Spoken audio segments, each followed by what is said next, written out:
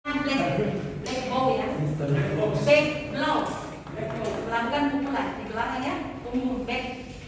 Jadi dengan caranya kalau orang tersedak, kalau dia remaja dari dewasa seperti ini, kalau anak lain, anak-anak itu kita tengkukkan di paha kita. Ya, kalau anak. Jadi kalau orang remaja dari dewasa, satu tangan saya tergantung anak kalau ada tidak, ya. Kalau saya kanan, tangan saya menopang ini. Kemudian dia dicondongkan. Kemudian yang mana dipukul?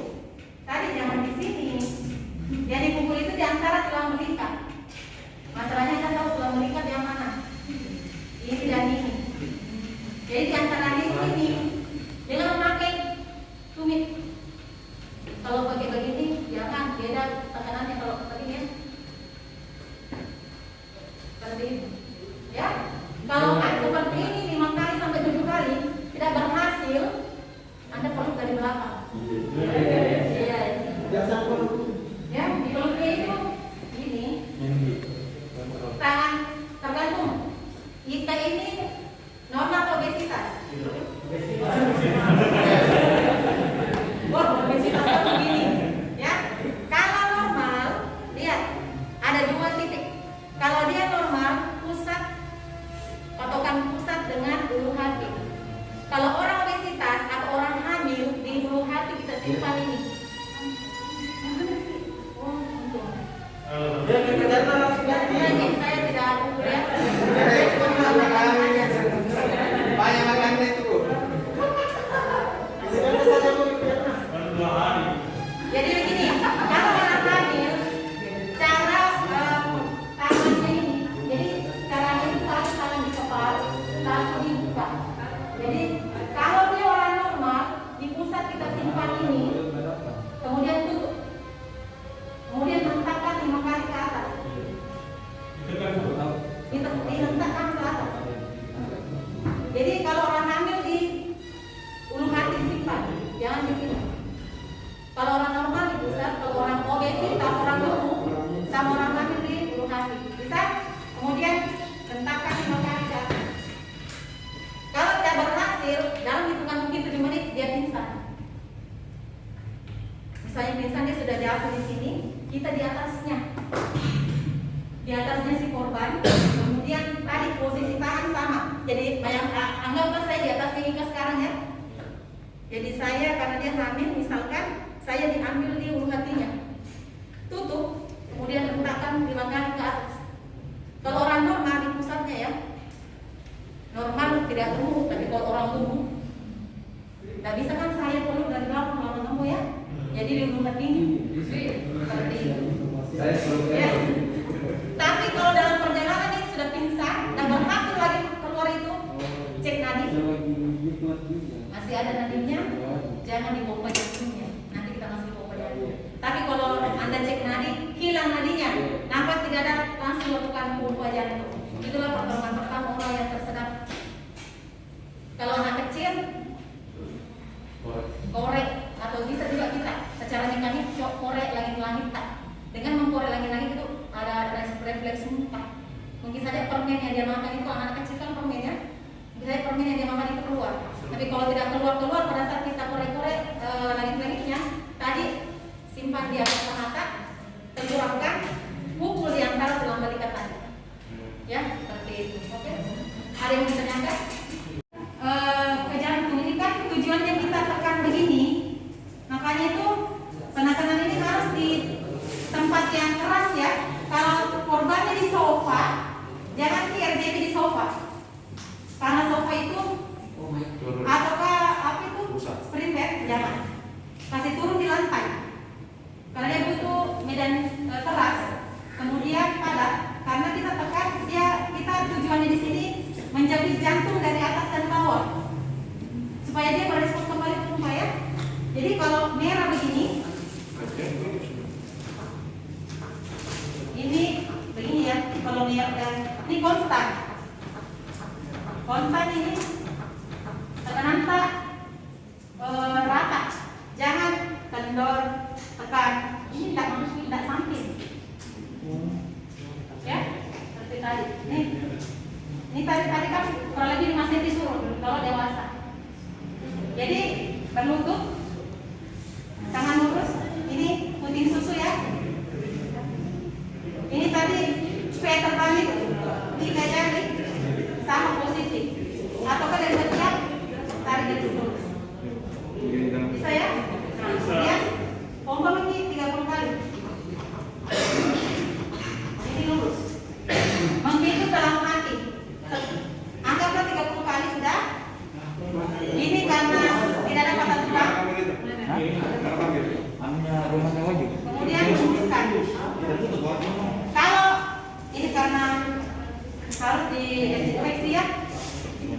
kalau kita seperti ini, hembuskan ini tidak mengembang karena jalan nafas tidak terbuka.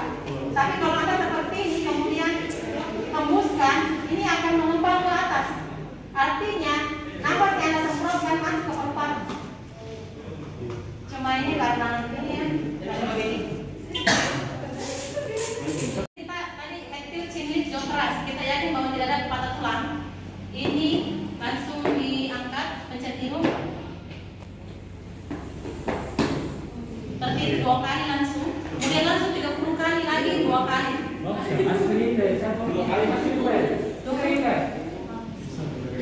Oke, saya ini sama takut. Tapi kalau kita datang namanya bapak, pak, atau adik, tergantung yang dari usia. Kemudian buka matanya. Kalau dia tidak, itu kan respon misalnya orang pingsan, tidak berespon suara, itu kan merespon pasien ada 2, suara dan respon nyeri. Respon nyeri ini tidak dengar, kita cubit. Tidak bereaksi.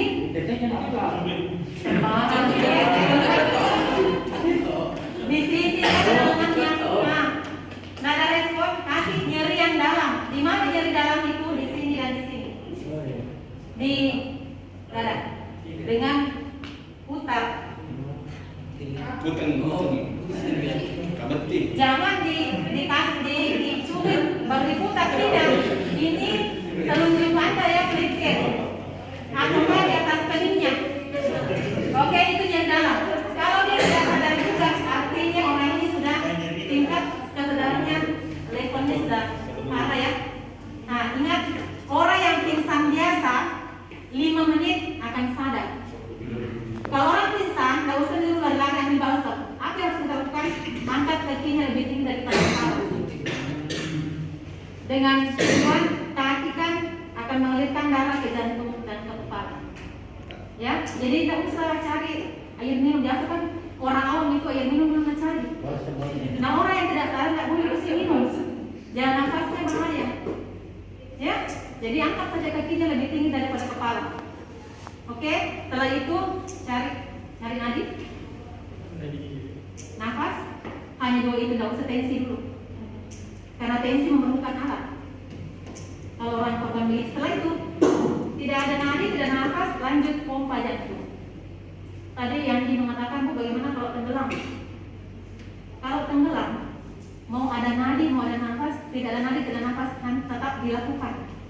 Tapi kalau di darat, misalnya tenggelam kasus di darat, habis misalnya hipotermia, apakah dia tiba-tiba lemah, harus cek nadi dulu. Jangan langsung pompa jantung ya. Ada syaratnya pompa jantung itu. Tadi hentikan jantungnya berhenti, nafas, tidak ada nadi, tidak ada nafas, baru lakukan RJT. Tapi kalau tenggelam, walaupun ada nadi, ada nafas, tetap dilakukan RJT untuk apa? Untuk mengeluarkan air. Ya, seperti itu. Jadi sekarang cara RJP, saya berlutut. Ingat, jangan lakukan di atas sofa, di atas spring bed, jangan. Lakukan di atas yang alasnya.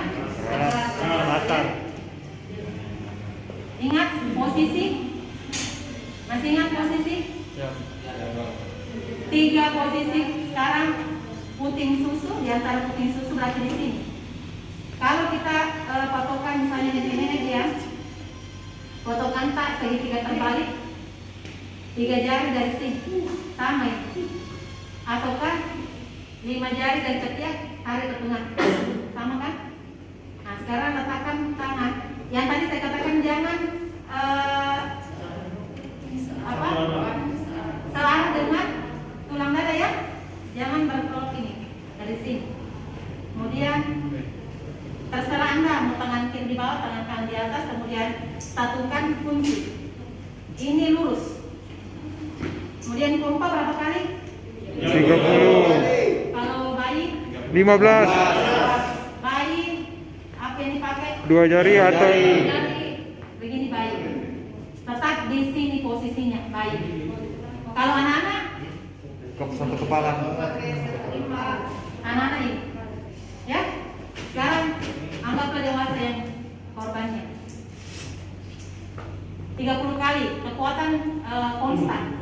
Jangan loyo, hantam, loyo,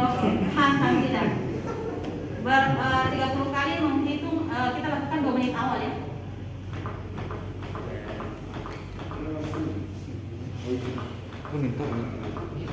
Ini kalau konstan dia akan tetap seperti ini. Itu 30 kali ya. Setelah 30 kali pindah ke sini. Lakukan nafas buatan. Nafas buatan tanpa pada tulang leher. Lakukan lepaskan jalan nafas dengan cara biarkan ada muntahan, ada darah, dikeluarkan dulu lah. Dengan cara cross ya. Cungkil. Paling tidak kan kita sudah pakai handscoon ya, atau kantong plastik itu aman. Jadi teknik membebaskan, kemudian lakukan posisi untuk jalan nafas terbuka. Membuka jalan nafas dengan cara apa? Head tilt, chin lift, yaw thrust. Kemudian pada saat ada 3 nafas buatan tadi, mouth to mouth, dengan jadi sekarang saya mau tumor, tadi saya mau terus sekarang lalu banyak begini, ya. Kalau mau tumor berarti pada saat menghembuskan, sebelum menghembuskan nafas Anda tarik nafas dulu.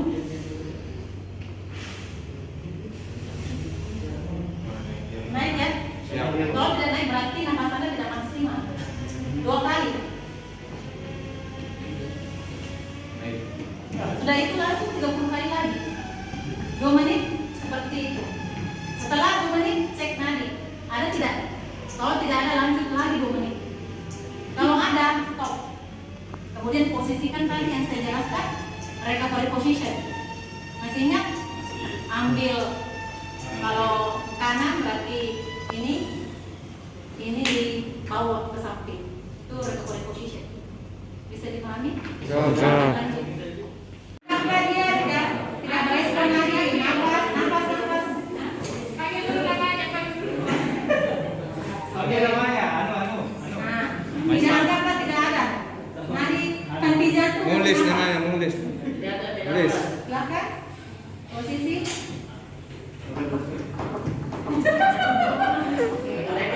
Itu berarti sudah konstan, sudah stabil. Berarti Hitung Kinor. 30. Cara membuka jalan nafas saja. Kata Ki.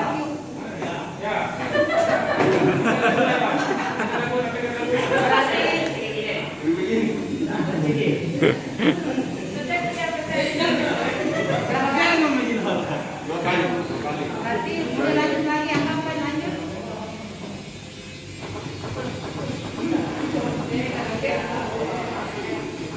Oke. Buka jalan nafas.